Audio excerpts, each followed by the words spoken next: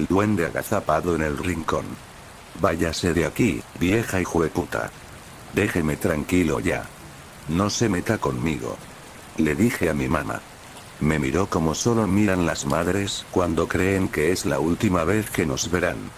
Le cerré la puerta en la cara y la escuché llorar y derramar esas lágrimas que pesan como yunques cuando caen al suelo. La miré por el agujero de la puerta mientras se alejaba, sola, bajo la lluvia, como queriendo lavar sus penas y, de paso, las mías. Ahora debo lidiar con mi situación, pues no me siento bien. Me siento pesado, como una lata que tiene encima un tractor. Hace unos años, cuando vivía en mi casa de Estelí, tuve una experiencia única. Y no solo única, terrible. Vivía con mi mamá y Robertito, mi hermanito menor, en una casa con un gran patio colmado de árboles frutales y unos rosales que regábamos con el agua de un pozo artesanal. Mi papá se fue el día que mi mamá descubrió que tenía una querida. Creo que ahora vive en Rivas y trabaja como operador en una de las esclusas del canal interoceánico. Yo quería ser como él, un macho en todo el sentido de la palabra. Y lo que más me gustaba era lo mucho que jugaba conmigo. Me tiraba por el aire y me atrapaba. Me enseñó a jugar trompo y chibolas y, cuando fui creciendo, me enseñó a hacer nudos y a identificar las constelaciones. Era mi héroe y ella se encargó de hacerlo desaparecer. Robertito, por su parte, no era santo de mi devoción, pues me había quitado parte del cariño que me daba mi papá y muchas noches de sueño. Mi mamá trabajaba como bonchera en Marimba Cigars, una de las tantas fábricas de puros que existían en Estelí en esos tiempos. Ahora ya quedan muy pocas fábricas, pues en su ambición los tabacaleros contaminaron los suelos con muchos químicos inorgánicos y ahora casi no se puede sembrar. Muchos se han ido de Estelí porque el trabajo y el alimento escasean considerablemente. Yo vi gente muerta de hambre en la acera, como en el tiempo de la plaga de langostas que se comió todo el maíz en Estelí. Mi mamá siempre se esforzó mucho por nosotros, pero ese esfuerzo jamás fue reconocido. Trabajaba 2 turnos en la fábrica y, en todos los años que había trabajado, no había podido ascender en cuanto a posición o salario. Desde siempre fui muy malcriado con ella y no la respetaba. Ahora, pensándolo bien, creo que era mi expresión de rebeldía por la ausencia de mi papá. Era como un reclamo porque para mí, mi mamá era, en verdad, la culpable de que mi papá, mi único héroe, no estuviera. Le decía groserías y no la ayudaba cuando llegaba a la casa en la madrugada, cansada de sus múltiples turnos y del acoso sexual de los jefes de sección de la fábrica. No le ayudaba a cuidar a Robertito tampoco y el pobre chávalo pasaba tierroso y comiendo mocos todo el día. Y eso era todo lo que comía, pues, por hacer la maldad, yo botaba en el patio las pachas que mi mamá le dejaba preparadas. Cómo quisiera que estuviera conmigo ahora para que me ayudara. Hombre grande. Cómo quisiera no haber sido tan malo con él. Recurrentemente, sentía un hambre terrible después de las 10 de la noche, aunque hubiera cenado. Yo sacaba tarea de lo que mi mamá compraba para la semana y no dejaba nada para mi hermanito. Me comía hasta la leche en antres con cuchara. Me ponía un puñado de leche en polvo en el cielo de la boca y lo saboreaba con mi lengua hasta que se deshacía y no podía contener las cosquillas. Salía de mi cuarto e iba a la cocina todas las noches. Abría la refrigeradora y sacaba la pana del queso y después buscaba las tortillas y la porra de gallo pinto, nuestra cena habitual. Y ahí me sentaba en la mesita de madera color miel que teníamos. Era un placer para mí comer solo en la cocina sin que mi mamá me estuviera molestando y sin que Robertito me estuviera aturdiendo con sus berridos. Ahora te extraño, Robertito. Daría lo que fuera porque me cuidaras. Una noche, mientras cenaba, sentí un ruido en el techo, como cuando las gatas andan en celo y chillan como si las estuvieran matando. Mi mamá aún no llegaba del trabajo. Debe ser algún animal, pensé y seguí comiendo. Después de unos minutos sentí que tiraban piedras en el techo, como si alguien dejara caer un puñado de tierra sobre el zinc, desatando así una cascada de sonidos. Me dio un poco de miedo, pues los gatos no son tan astutos. Salí al patio y me subí en un árbol de mango para poder ver sobre el techo. Todo estaba oscuro y en el patio las sombras parecían moverse con vida propia.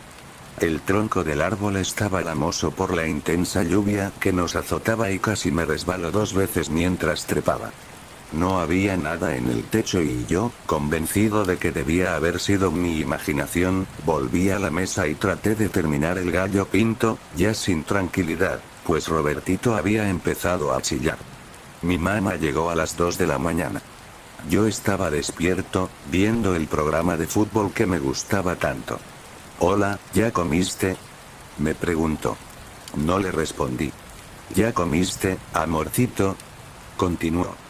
Ya, le dije secamente sin siquiera un ¿cómo te fue? ¿O un ¿querés que te sirva? ¿Y Robertito? Me preguntó después. Saber, le dije con un tono de aburrimiento. ¿Comió el niño? Me dijo. Sí, le di las pachas, le contesté, mintiendo. Déjeme mamá que quiero mirar el programa, le terminé diciendo. Ella sonrió con lástima y se fue caminando despacio hasta que se paró cerca de la puerta de su cuarto. Luego se apoyó en el batiente, seguramente viendo en su cuna a Robertito, quien, una vez más por culpa mía, se había quedado sin comer. Al día siguiente me levanté tarde. Como no tenía a quien rendirle cuentas, me quedé dando vueltas en la cama. Robertito lloró, pero no le hice caso. Estaba todo cagado y con el pamper a reventar. Mi mamá le había dado de comer en la madrugada y me había dejado nantres y las pachas con agua sobre la mesa para que se las preparara. El día pasó rápido y en la noche, después de haber cenado, volví a la cocina para repetir mi ritual con el queso, las tortillas y el gallo pinto. Comí rico en mi segunda cena. A unos pocos metros frente a mí, sobre el pantry, yacían las pachas de Robertito, colmadas de moscas. Eran las 12 de la noche. Cuando estaba a punto de terminar el último bocado, sentí un ruido que venía del pantry, cerca de donde estaban las pachas mosqueadas.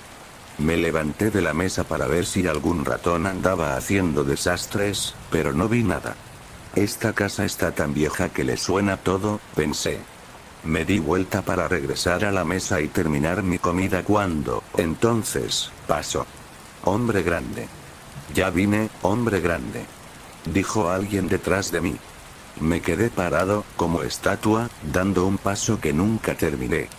Con un miedo terrible me atreví a voltear. Y entonces lo vi por primera vez. Estaba ahí, agazapado en el rincón, su estatura la de un niño, su piel llena de pelos y verrugas, su larga barbilla entre sus rodillas, su sonrisa de oreja a oreja, su pelo canoso cubriéndole la barba y cayéndole sobre los hombros, su nariz puntiaguda como un cuchillo. Y sus ojos, Dios. ¡Qué ojos más horribles! Su presencia era aterradora. Parecía que no estaba ahí, sin embargo, era visible, como si se desvaneciera y volviera a aparecer inmediatamente. Me froté los ojos y sentí un cosquilleo en todo el cuerpo. Ya vine, hombre grande. Me volvió a decir con una voz chillona.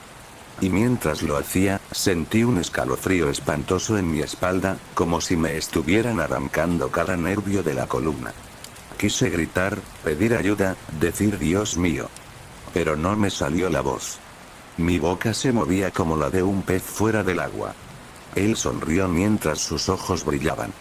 Luego adoptó nuevamente un semblante serio y se llevó lentamente el dedo índice a sus labios carnosos. SHHHH. No grite. Ya vine y no me voy más, hombre grande. Voy a estar con su merced para siempre. Recíbame ahora, hombre grande. Me dijo el duende con la fuerza del que pretende cumplir lo que promete. Cerré los ojos para no verlo más, pues su imagen era insoportable para mí. ¿No me quiere ver, hombre grande? Ahora no me voy más, su merced, continuó mientras yo temblaba. Sentí un chorro caliente en mi pantalón y un charco empapó mis pies rápidamente. Aún así, tardé unos segundos en abrir los ojos. Cuando lo hice ya no estaba ahí, pero su figura estaba grabada en mi mente como el recuerdo más terrible que jamás tendría. Corrí a mi cuarto, prendí la luz y ajusté el crucifijo que tenía frente a mi cama. Cerré la puerta y la ventana que daba al patio y me metí entre las cobijas. Subí los pies para que la cobija me los envolviera y empecé a sudar como chancho. No podía mover ni un dedo, pues pensaba que el duende me descubriría. Entonces recordé algo que había olvidado. Robertito estaba solo en el cuarto de mi mamá. Es cierto, quizás no le daba de comer y no soportaba sus chillidos, pero esa noche algo se despertó en mí, algo que antes estaba dormido y consumido por la oscuridad. El amor por mi hermanito. Me levanté como un rayo y tomé el crucifijo, pues fue lo único que se me ocurrió como defensa. Corrí hacia el cuarto. La puerta estaba abierta de par en par. Entré rápidamente y miré hacia la cuna. Me apresuré a asomarme y todos mis miedos se confirmaron. Robertito no estaba. Me arrodillé frente a la cuna y llorando le pedí a Dios que perdonara mis pecados, empuñando con fuerza el gran crucifijo desde el que Jesús parecía mirarme con lástima. La sangre de la corona de espinas resaltando sus facciones. Un sonido familiar interrumpió mi sufrimiento. Era Robertito. Volteé y lo vi detrás de mí, acostadito en la cama de mi mamá, rodeado de las rosas de nuestro patio, pero también de una multitud de sapos, arañas y ciempiés. A pesar de las flores, sentí un olor intenso y desagradable. Aunque entonces no lo sabía, ahora sé que era el olor de la mierda de venado. Me aterraban todos los animales que lo rodeaban, por lo que tardé bastante tiempo en reaccionar. Agarré a Robertito rápidamente y justo a tiempo, pues un sapo empezaba a metérsele por la boca. Cuando lo tuve seguro en mis brazos, vi que los animales y las flores habían desaparecido de la cama, pero el olor a mierda de venado persistía, como un eficaz y macabro recordatorio del que nos había visitado. Esa noche me llevé a Robertito a mi cuarto, para cuidarlo. Mi mamá llegó en la madrugada y nos encontró a los dos debajo de las cobijas enrollados en un abrazo fraternal, el crucifijo preso entre mis manos. Ella debe haber sonreído esa noche al vernos tan cerca como nunca. A pesar de que no volví a ver al duende en los 10 días que siguieron, no podía contener los orines y la tembladera cuando pasaba frente al pantry, donde lo vi agazapado por primera vez. Suspendí mis segundas cenas y empecé a leer algunas secciones de la Biblia que mi mamá guardaba debajo de su colchón. Tenía que protegerme de alguna manera, pero no sabía cómo. Si existe Dios, creo que debió haberse reído de mí, pues quien lo había olvidado lo buscaba en momentos de necesidad. Las vacaciones se acababan y mi mamá matriculó a Robertito en el Centro de Desarrollo Infantil Los Chavalitos. A mí me tocaba irlo a dejar de camino a la escuela y a traerlo al regreso de esta. Nunca le conté a nadie del suceso, pues pensé que nadie me iba a creer. Generalmente, esperaba la hora de ir a traer a Robertito en las sillas de la barbería Hulk, donde conversaba con mis amigos barberos. Un día, mientras esperaba, vi que la profesora Carmen me llamaba desde el portón, indicándome que ya era hora.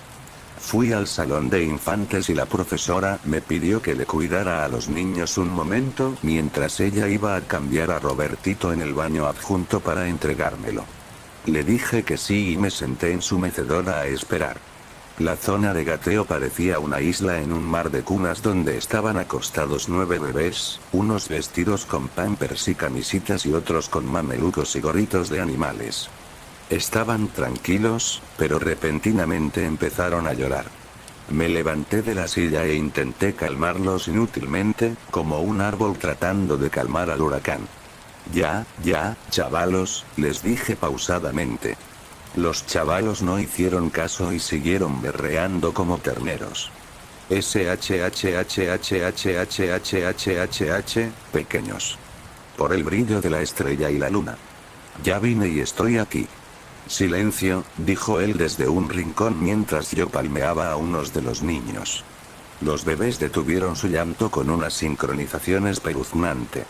Miré rápidamente y no pude ver nada, solo la mancha de orines en mi pantalón caqui. Me di la vuelta y casi choco con la profesora Carmen, quien ya regresaba con Robertito, listo y vestido para volver a la casa. Pasaron los días y mis miedos crecían con cada minuto, a pesar de que ya no lo veía, a pesar de que ya no lo escuchaba. Pero el poder de sus palabras era más poderoso que su imagen.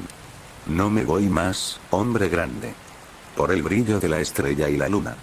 Empecé a hablarle a Robertito y, aunque estuviera chiquito y no me entendiera, sus muecas eran para mí suficiente prueba de su atención. Cuando le hablaba, extendía sus manos para que lo cargara. Una vez que lo hacía, me hacía ojitos y sonreía. Hablaba con él, porque era el único que había vivido mi experiencia, de primera mano. Se formó así un lazo impresionante entre los dos y, contra lo que se pueda pensar, creo que Robertito me cuidaba a mí y no al revés. Al fin y al cabo, él siempre estaba sonriente a pesar de que yo, hasta hacía pocos días, tenía la costumbre de dejarlo sin comer. Él me quería a pesar de todo y eso se me clava en el corazón cada día que pasa, ese peso me aplasta ahora que ya no puedo más. Le puse una sábana negra al espejo de mi cuarto, porque muchas veces creí ver la cara del duende ahí, vigilándome cuando yo me peinaba, invocando al brillo de la estrella y de la luna. Con mi mamá no podía hablar aunque quisiera, pues volvía a la casa demasiado tarde y me daba miedo esperarla despierto. Prefería perderme en la protección de los sueños que enfrentar mi horrible realidad. Pasó un mes desde que escuché su voz en el salón de infantes. Todo parecía normal y rutinario. Pero el silencio es tormentoso para el que está maldito.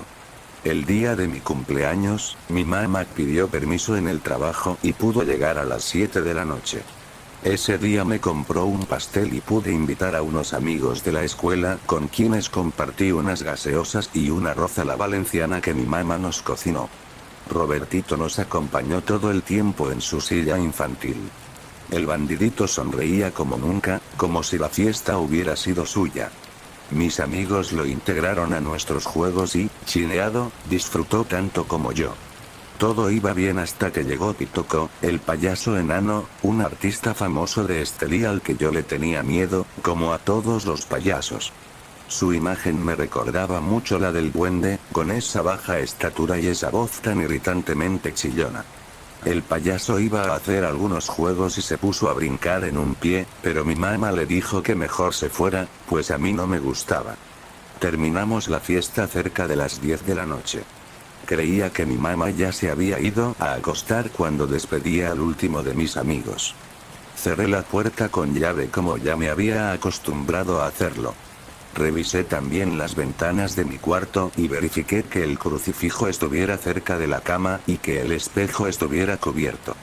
Hice esto con los ojos cerrados mientras mi mente se turbaba con la imagen del payaso dando brincos en un pie. Cuando me estaba quitando los zapatos para acostarme, un pensamiento se clavó en mi mente, como los clavos en las manos del pobre Cristo que estaba en mi mesita de noche. A pesar de todo, estaba agradecido con mi mamá, después de muchos años de odios y resentimientos. Me gustó el tiempo que me regaló el día de mi cumpleaños. Por eso, me levanté descalzo y fui a su cuarto, queriendo agradecerle su gesto. Toqué 3 veces, pero nadie me abrió. Abrí la puerta y vi que se había ido de nuevo. Como pidió permiso en el trabajo, tuvo que regresar al turno de la madrugada. A los dueños de la fábrica Marimba Figures no les importaba la vida de las personas, solo sus números. En la cuna estaba Robertito, durmiendo. Volví a mi cuarto, un tanto decepcionado por no haber podido agradecerle a mi mamá. Me senté en la cama y apoyé mi frente en la palma de mis manos, inundado por una repentina tristeza y una inmensa soledad. Quise la compañía de Robertito, mi compañero, para que me ayudara a pasar la noche. Me levanté de nuevo y, cuando iba hacia la puerta de mi cuarto, escuché su llanto y varios golpes. Corrí hacia el cuarto de mi mamá y abrí la puerta rápidamente. Entonces lo vi otra vez y esta visión fue 1000 veces más terrible. Estaba subido en la cuna de Robertito y lo golpeaba salvajemente mientras mi pobre hermanito lloraba y pataleaba en su impotencia. Cállese, me lo llevo, su merced, me lo llevo allá a mi lugar, le decía el maldito mientras le daba puñetazos en su delicada carita. Con cada golpe, el llanto de Robertito se hacía más desgarrador. Yo estaba parado en la puerta, agarrando la manija, completamente inmóvil por el miedo. Pero el amor por Robertito me hizo hablar, entre llantos de furia. Déjalo ya, por el amor de Dios. Él no te ha hecho nada, hombre. Mis palabras tuvieron un efecto temporal, pues dejó de golpearlo. Se quedó quieto por unos segundos mientras Robertito seguía llorando. Se dio vuelta y lentamente, levantó su cabeza y me atravesó con su mirada y con su voz. Dios no está aquí, no lo llame, su merced. Y ustedes sí me hicieron algo. Y no soy un hombre. Usted sí, su merced. Usted es el hombre grande que me quiere despojar de lo que es mío. Me dijo con esa voz chillona que tanto me aterraba. Yo soy su dueño. Continuó. Quise moverme para agarrar a Robertito, pero el duende levantó su mano derecha en señal de alto y quedé convertido en una estatua viviente. Con un chasquido de dedos hizo que me elevara unos centímetros del suelo y con un movimiento suave de su mano izquierda hizo que me estrellara contra la pared. Todo se volvió negro y no supe más de mí o de Robertito. Me desperté en el suelo del patio, frente al pozo. Mi cuerpo embarrado de mierda de venado, la que reconocí por el olor. Dentro de mi ropa se movía lo que parecían culebras y sapos. Intenté sacudirme, muriéndome del asco y del miedo, pero no pude porque algo invisible me sujetaba. Mi pelo estaba envuelto en telarañas muy espesas que caían sobre uno de mis ojos y podía sentir a un arácnido muy grande y gordo caminando por mi cornilla, los pelos de sus patas rozando mi cuero cabelludo. Entonces oí un ruido cerca del rosal. Desde las sombras, con pasos lentos, apareció el duende con Robertito entre sus brazos. Su cara iluminándose a medias con el brillo de la luna. Estaba sonriendo, gozoso de mi horror. Al verme, mi hermanito empezó a llorar otra vez. Quise moverme, pero era imposible. De un salto, el duende se subió al borde del pozo y movió su mano formando un círculo en el aire con su dedo índice. Con su poder, me tomó de los pies y me sentó en una silla cerca del pozo. Miles de alacranes empezaron a subir por mis piernas. Robertito seguía llorando y su llanto me arrancaba pedazos del corazón. El duende conocía todos mis miedos y esa noche empezó a ser, verdaderamente, mi dueño. Quise orar, pero no podía entrelazar los versos. El duende miró hacia arriba y con el brillo de la luna en sus ojos, empezó a flotar sobre la boca del pozo. Robertito me miró. Su carita estaba destrozada por los golpes que le había dado. Sus ojos moraditos, su boca llena de sangre. Pero aún así, me sonrió con el único dientito que le quedaba. Esa sonrisa me dijo muchas cosas, y, hoy, volver a verlo sonreír es lo que más quisiera. Pero no podrá ser, porque ahora soy de él y Robertito ya no está.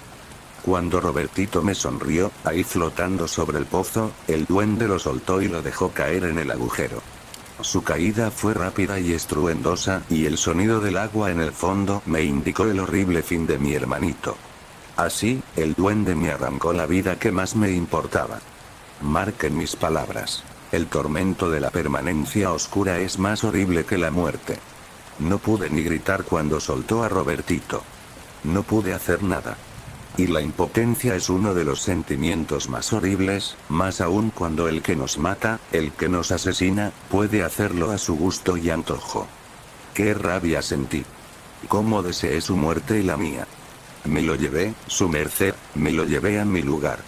Vio que Dios no está aquí. Ahora me llevo lo que es mío, quédese ahí, hombre grande. Me ordenó con violencia. ¿Lo que es tuyo?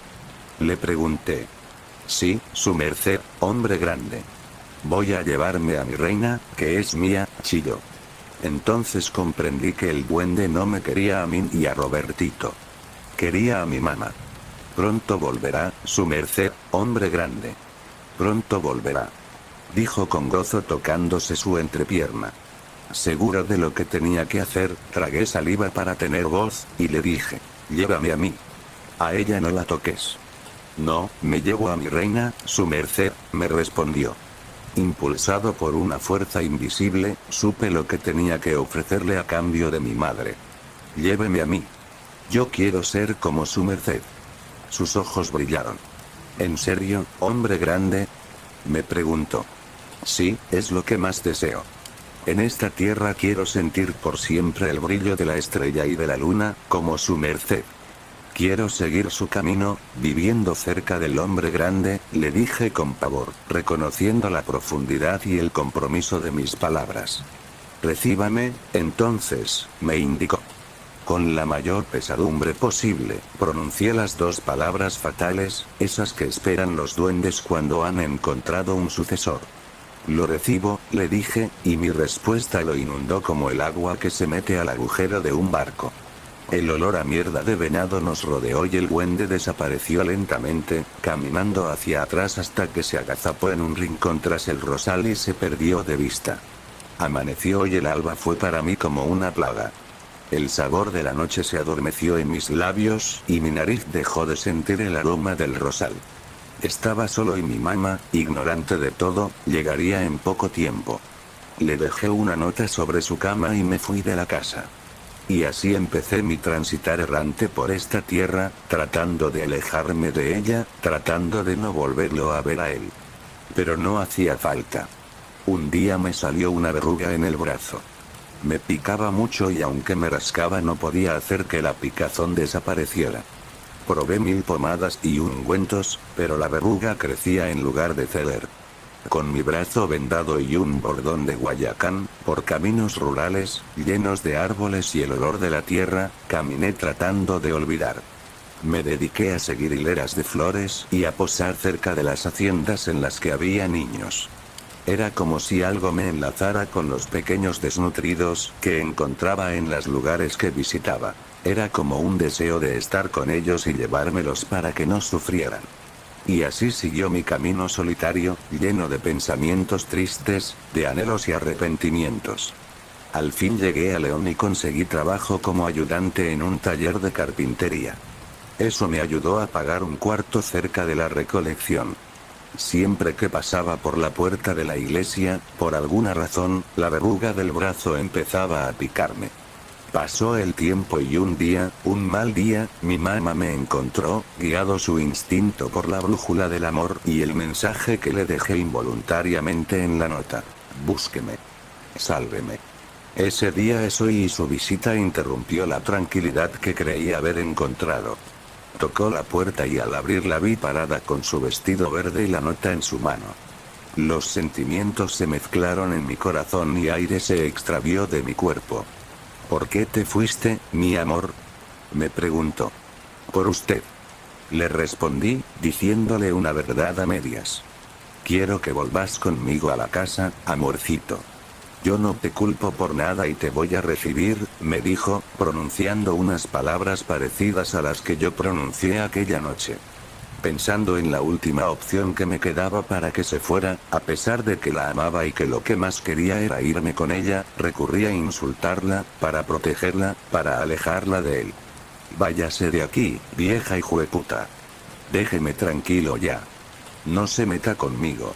Le dije a mi mamá. Me miró como solo miran las madres cuando creen que es la última vez que nos verán.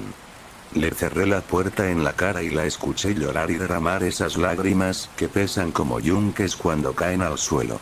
La miré por el agujero de la puerta mientras se alejaba, sola, bajo la lluvia, como queriendo lavar sus penas y, de paso, las mías.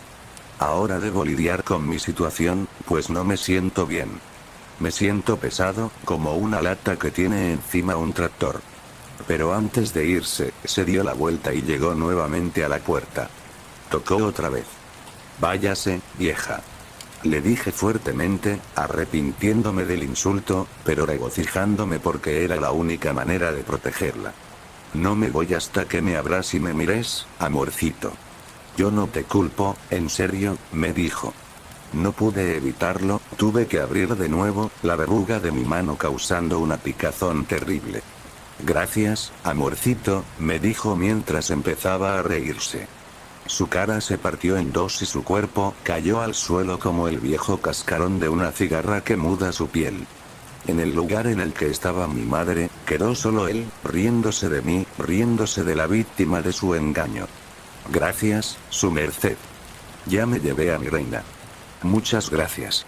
La encontré en el cementerio, visitando la tumba de su hermanito, su merced. Me escondí en un árbol y le puse un alacrán negro en el vestido. La picó rápido, su merced, muchas veces y parece que el veneno le cerró la garganta. Se murió a mis pies, su merced, pidiendo aire, como una reina. Mi reina. Cuando cayó al suelo, su cara quedó sobre el pasto, cerca de la tumba. Viera qué bonita se miraba. Sus ojos estaban llorosos y yo, su merced, recogí una lágrima en este frasquito. Me despido, su merced, yo me voy, pero usted se queda y no se va más, me dijo el duende mientras se volteaba y se alejaba dando saltitos de alegría, disfrutando su nueva libertad, al tiempo que se transformaba en un niño chiquito, vestido de overol. Tomó la mano de una señora que lo llamó cariñosamente y se lo llevó caminando por la acera. Antes de perderse de vista, volteó y vi en su cara la faz de mi hermanito, el rostro que él hubiera tenido. Se me está haciendo un hueco en el estómago y esta verruga ya no la aguanto, hombre grande. La vida me está aplastando el cuerpo y el alma. Creo que ya no tengo alma, creo que ya no tengo nada. La soledad me está consumiendo en este hogar sombrío. Me siento más viejo, más bajo y más ligero, hombre grande. Me pica la barba y la nariz y veo el suelo más cerca ahora. Estoy cansado y no puedo más. Ahora tengo que esperar la eternidad en este cuarto, perdido y olvidado. Ahora tengo que esperar la eternidad, agazapado en el rincón.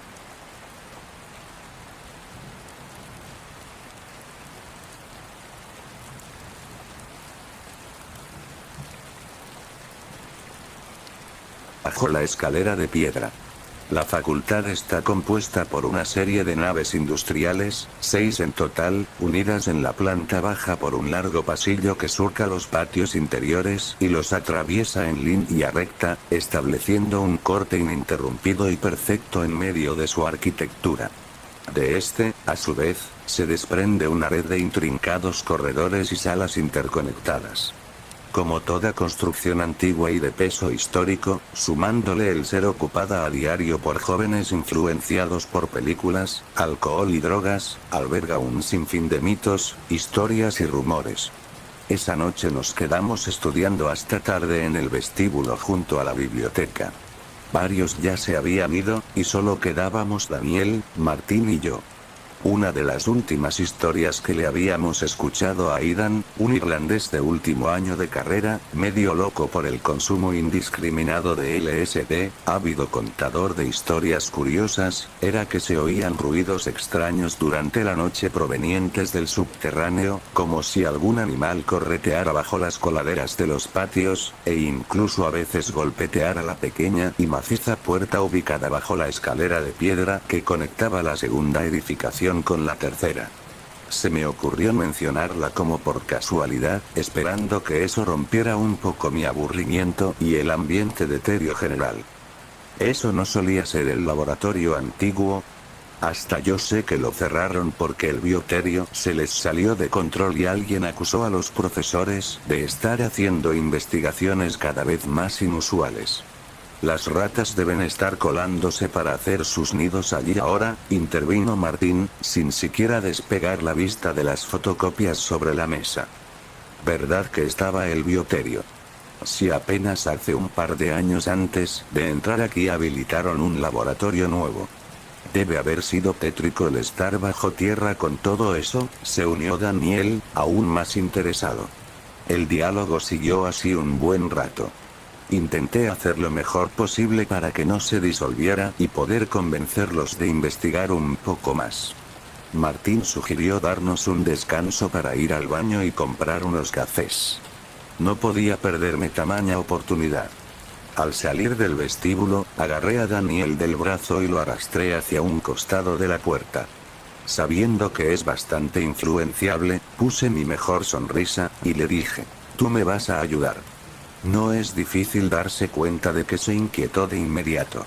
A medida que lo llevaba a la fuerza a las escaleras de piedra, intentaba decirme que estaba loca, que fuéramos otro día, con Aidan por último, pues él conocía mejor los recovecos de toda la facultad y sabría mejor qué hacer. Finalmente, se quedó en silencio detrás de mí mientras yo examinaba la cerradura de la puerta que conducía al subterráneo. Parecía algo oxidada y deteriorada por el tiempo y el uso, y la madera circundante estaba astillada, como si alguien hubiese intentado someterla. Me saqué una horquilla del pelo y la introduje, moviéndola ligeramente. Por supuesto, no podía ser tan fácil y se atascó. Tuve que sacarla a tirones, pero probé nuevamente hasta hartarme. Después metí una tarjeta entre la puerta y el marco, como hacen en las películas, hasta que sentí un ligero roce con el cerrojo y decidí forzarlo un poco más. Daniel miraba. ¿Y no piensas ayudarme? Ven y abramos la puerta. Le grité. Empujamos un poco y pareció ceder, sorprendentemente. Un poco más de fuerza, logramos abrirla del todo con un golpazo. Se deslizó chirriante, dejando salir una varada de aire pesado y algo maloliente, y a esas horas no era posible saber si la luz se colaba por las rendijas en algún momento. Casi por instinto, busqué un interruptor a los lados, y al accionarlo se encendió un pequeño bombillo suspendido en una esquina apenas por un par de alambres. Frente a nosotros, una escalera de fierro de peldaños individuales y una única baranda con la pintura desgastada. La estancia era un rectángulo de paredes desconchadas, que terminaba al lado derecho de las escaleras con algunos casilleros. La explicación de por qué nos costó tan poco abrir la puerta yacía justo en ese rincón, donde el polvo parecía haber sido removido a diferencia del resto del lugar, y había algunas latas de cerveza aplastadas, colillas de cigarrillos y lo que quedaba de unos pitillos de marihuana. Claro, ¿cómo iba a ser de otra manera? Bajamos. En el otro extremo del espacio, a la izquierda del final de la escalera, se encontraba una puerta semicerrada con una placa que rezaba laboratorios. Precaución. Materiales reactivos. Asegúrese de tener la protección adecuada y el manejo de instrumental necesario. ¿En serio van a hacer esto? Ali, tenemos que estudiar, resonó la voz de Martín en el pequeño espacio, desde lo alto de la escalera. Dejé escapar una exclamación de sorpresa mientras Daniel daba un saltito hacia atrás. Algo pareció sonar desde el otro lado de la puerta, probablemente una rata escabulléndose por algún estante olvidado. «Es ahora o nunca, Martín», exclamé casi en un susurro. Cargué mi peso contra la puerta bruscamente 1, 2 y 3 veces, hasta que noté que algo la trancaba en su posición. Forcejeé hasta que Daniel la abrió de un empujón. Del otro lado, casi no se podía ver nada, y el olor era terrible. Una mezcla entre húmedo, encerrado y quizás lo que quedó impregnado de la existencia de animales. Pero, a pesar de eso, encendí el flash del teléfono móvil y entré, confiando que Martín y Daniel me seguirían de cerca. El corredor continuaba hacia la derecha, dando un rodeo en forma de L, y de la parte alta de la pared sobresalían unas placas de metal pintado indicando los laboratorios. Lab 3 estaba entreabierta, con el cerrojo notablemente vencido. Ingresé. Algunos taburetes habían sido volcados, había instrumental desparramado por todas partes, y los restos de vidrios crujían bajo mis pasos. Aparte del desorden y algunos papeles viejos con apuntes, no encontré nada más. Creí escuchar algo al final del pasillo, así que fui directo hacia allá. En la placa, esta vez se leía Bio2. Giré el pomo polvoriento y la puerta se abrió casi sin tener que moverla. En el interior había el mismo desorden, pero también un olor pútrido como a desechos orgánicos que parecía haberse impregnado en los muros. Había baterías de jaulas contra la pared, y algunas más pequeñas en unos estantes. Algunas gradillas todavía mantenían sustancias en su interior sobre una de las mesas.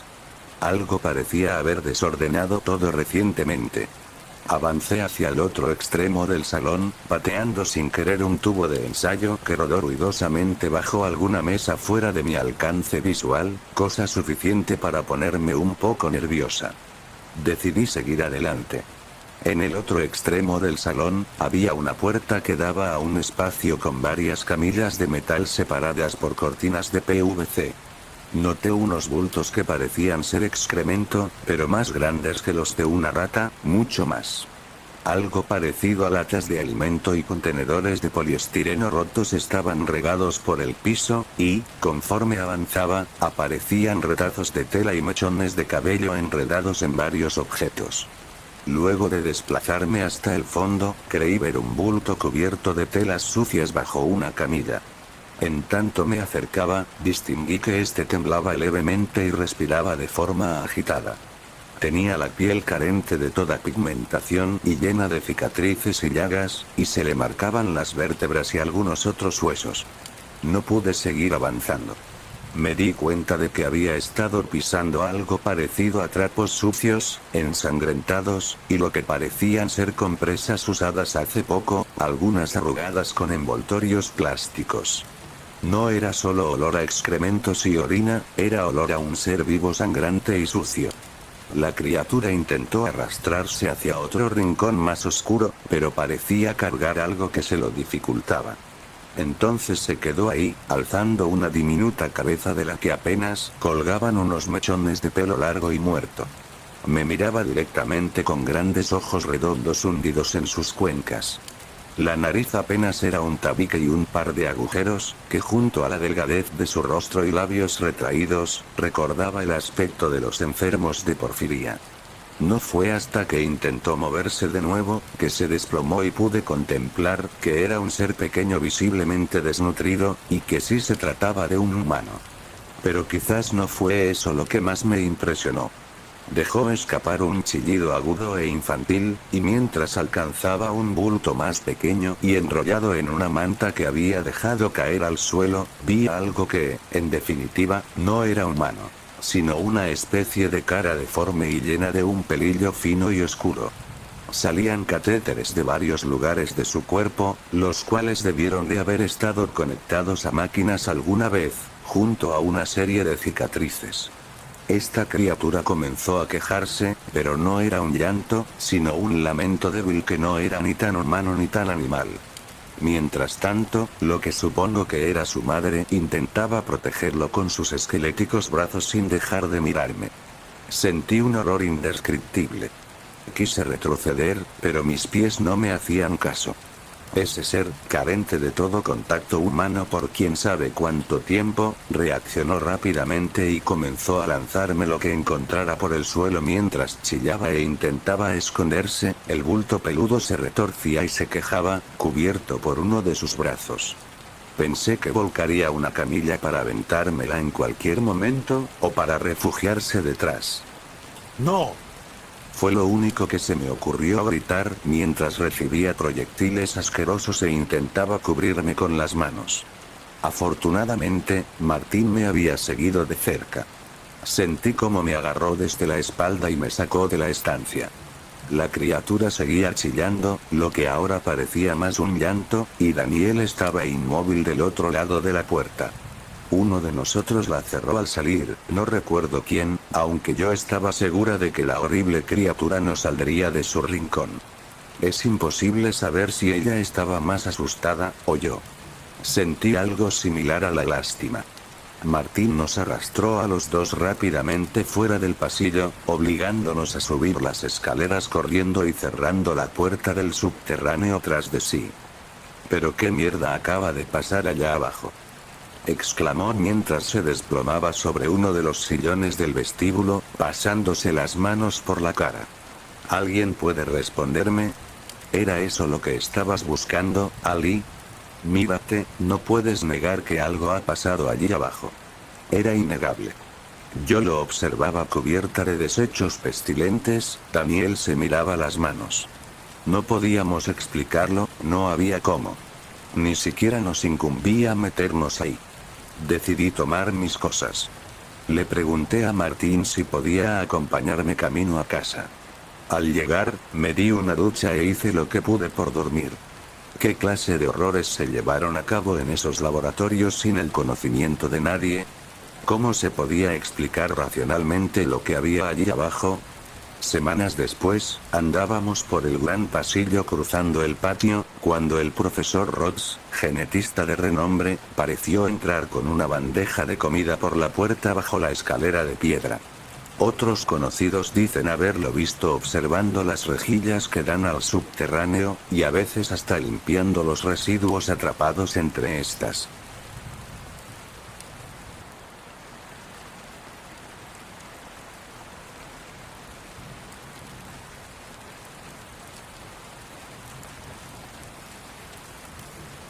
Llamadas telefónicas misteriosas Anonymous 12/16, Mon, 11, 5 minutos, 54 segundos, no 15, 60, 14. ¿Qué experiencias personales han tenido con llamadas telefónicas misteriosas e incluso espeluznantes? No me refiero a simples números equivocados o bromas, estamos hablando de llamadas legítimas que te han asustado y te han provocado una sensación de vulnerabilidad. Anonymous 12/16, Mon, 11, 51 minutos, 47 segundos, no 15, 60, 14. Hace aproximadamente un año, una mujer mayor llamó a mi casa y preguntó por Adela. Le dije que el número estaba equivocado y colgó. No pasaron ni 10 minutos cuando el teléfono sonó nuevamente. Adela. De nueva cuenta, le dije que el número estaba equivocado y colgué. En este punto ya estaba muy molesto. El teléfono sonó otra vez y, ¿adivinen quién era? Adela. Estaba a punto de mandarla a la mierda, pero algo evitó que lo hiciera. La mujer comenzó a sollozar y dijo, Adela, lo siento, por favor perdóname. WTFJPG. Entonces comenzó a gritar Adela. Colgue. Recuerdo estas llamadas como si hubieran sido ayer, la voz de esa mujer, me ha espantado como nunca.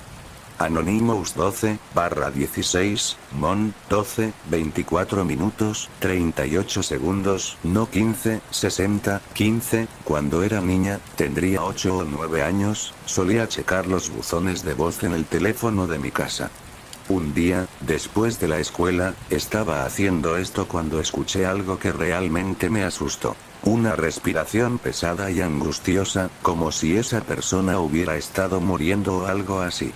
Le conté a mi mamá acerca de eso y ella también escuchó el buzón de voz. Al principio estaba asustada, pero decidió investigar el número de teléfono que había dejado el mensaje. Después de algunas horas descubrió que era el celular de mi tía, entonces le llamó y preguntó acerca del terrorífico mensaje. Mi tía dijo que ella no nos había llamado y que nadie pudo haberlo hecho, pues había dejado su celular en su casa y la única persona que estaba ahí era su esposo, que en ese entonces estaba muy enfermo, tenía un problema tan grave que no podía siquiera hablar. Como conclusión, mi madre dijo que los ruidos lo produjo el esposo de mi tía, quien murió semanas después, pero nunca pude explicar cómo, o por qué, nos llamó, especialmente porque el celular estaba en el primer piso y el señor, prácticamente en agonía, en el segundo.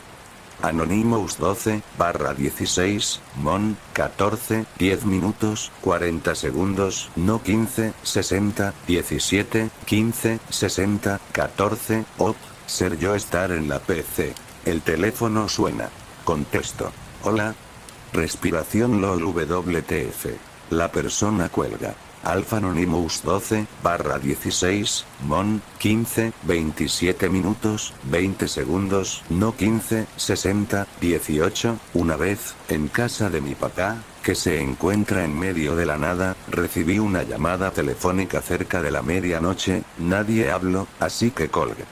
40 minutos después, alguien llamó a la puerta y, con cautela, abrí. Eran dos policías que me preguntaron si había llamado al 911. Les dije que no y comenzaron a cuestionarme. Esta dirección es la 1341 de la calle.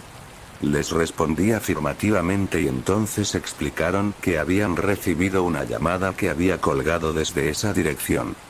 Después se disculparon y se fueron. 20 minutos más tarde, me di cuenta que la casa de mi padre era 1340, no 1341.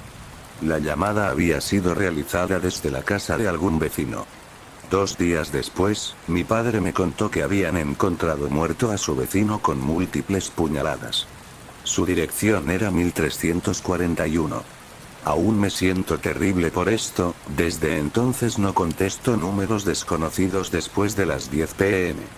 Anonymous 12/16, TUE, 8, 15 minutos, 27 segundos, no 15.604, esto sucedió hace 3 años cuando tenía 16.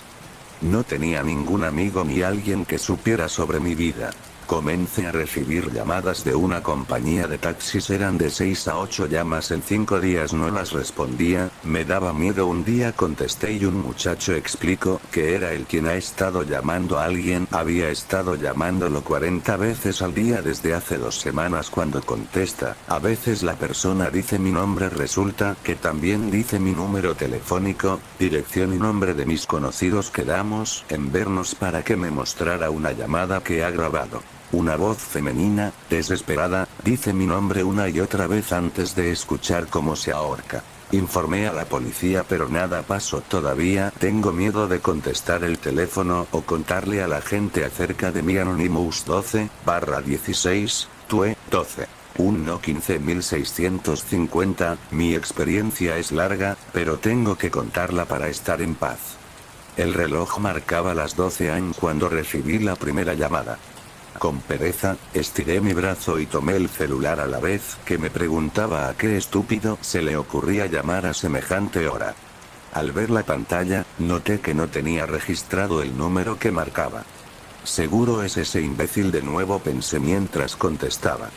Por esos días Arturo, mi exnovio, solía embriagarse y marcarme en la madrugada. Enfadada, vociferé. Ya te dije que, pero algo siniestro me impidió terminar la oración. El sonido que surgió de la bocina no fue la voz entrecortada que esperaba escuchar, sino una serie de ruidos graves con intervalos de 2 segundos que identifiqué de inmediato. Eran gruñidos. En un acto instintivo, arrojé el teléfono al suelo y prendí la lámpara que tenía a mi lado. Después de unos minutos, me levanté de la cama y recogí el celular con cierto temor. Habían colgado. Entré a la opción de registro de llamadas, observé los 10 dígitos, no me resultaban familiares. Llamé al bromista para reclamarle pero solo escuché la grabación del buzón de voz. Enojada, apagué el celular y traté de dormir. En la mañana realicé mis actividades cotidianas hasta que recordé el incidente de la madrugada. Marqué de nueva cuenta al número desconocido. Se encontraba apagado. Probablemente, pensé, había sido Arturo o uno de sus amigos, pues ellos sabían que yo era una persona sensible a situaciones fuera de lo común. Decidí que lo confrontaría en cuanto lo encontrara, en tanto bloqueé el número y traté de olvidar el asunto. 4 días después de la misteriosa llamada recibí algo más escalofriante. Eran aproximadamente las 11 p.m, había salido de la ducha y me estaba preparando para dormir mientras revisaba el panel de notificaciones en mi celular. Anonymous 12/16, TUE, 12. 2 no 15.651, siempre he tenido la mala costumbre de no leer ni mucho menos contestar SMS, el buzón, mensajes directos. Sin embargo, en esa ocasión me resultó particularmente curioso tener más de 8 mensajes sin leer en WhatsApp de una conversación, puesto a que por lo común recibía menos de 5 de 2 o más números. Entré a la aplicación mientras apagaba la luz y me acostaba, así que en la oscuridad comencé a leerlos. El brillo de la pantalla no me permitía ver con claridad las letras, por lo que tuve que entornar mis ojos para apreciarlas un poco mejor.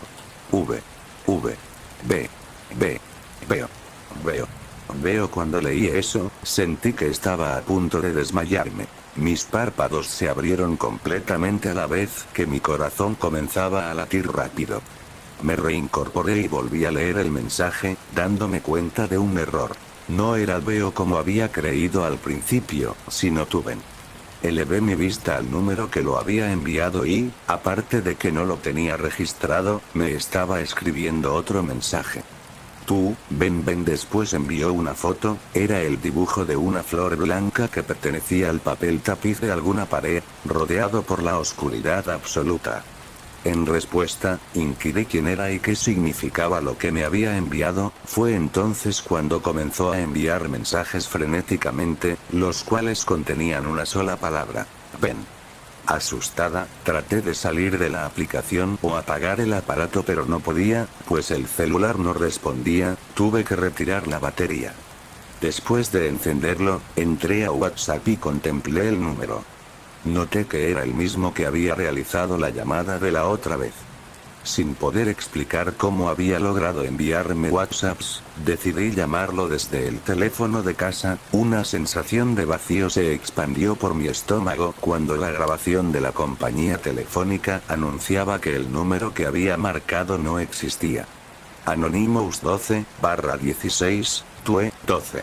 4 no 15.651, en este punto estaba demasiado asustada como para marcar nuevamente o verificarlo, así que fui al departamento de mi hermana, que se encuentra frente al mío, pues vivíamos en el mismo edificio, y le conté lo que había pasado. Ella, estudiante de periodismo, me dijo que investigaría junto con un amigo suyo la procedencia del número, ya que pertenecía a otra región, y trataría de dar con el chistoso, pues era probable que se había valido de algún truco para hacerme la broma. Esa noche dormí en su casa. El día siguiente, después de clases, encontré a Arturo en la calle y lo increpé por las bromas telefónicas. Él negó haberlo hecho y se alejó diciendo que estaba loca. Quería seguirlo pero el tono del celular me interrumpió en medio de rabietas. Contesté sin ver quién llamaba y me encontré con otro sonido misterioso, era la voz de una mujer que, por el volumen, parecía estar a una distancia considerable. No logré entender qué decía pero, más que miedo, me provocó ira.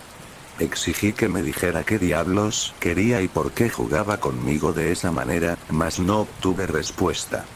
Colgué, fui directo a un teléfono público, marqué el número sin darme cuenta que era completamente diferente al que había visto antes y grande fue mi sorpresa cuando escuché el tono de marcado una vez seguido por una voz femenina que sonaba un tanto cansada. Hola. Tardé unos segundos en reconocer ese tono agudo como algo familiar y respondí. Kat. El diálogo prosiguió. Sí, ¿quién es? Jessica. No, soy Daniela. Dani, ¿en serio? Prima. ¿Cómo has estado? Ha pasado tanto tiempo, sí, bastante tiempo en realidad. No sabes cuánto me alegra escuchar tu voz, han estado sucediendo algunas cosas extrañas, bueno, no importa, ¿qué ha sido de tu vida? Anonymous 12/16, TUE 12. 9 no 15.652. Uff, tengo demasiado que contarte, ¿por qué no vienes a verme? Sirve que limamos asperezas de tiempos pasados. Claro, dame tu dirección.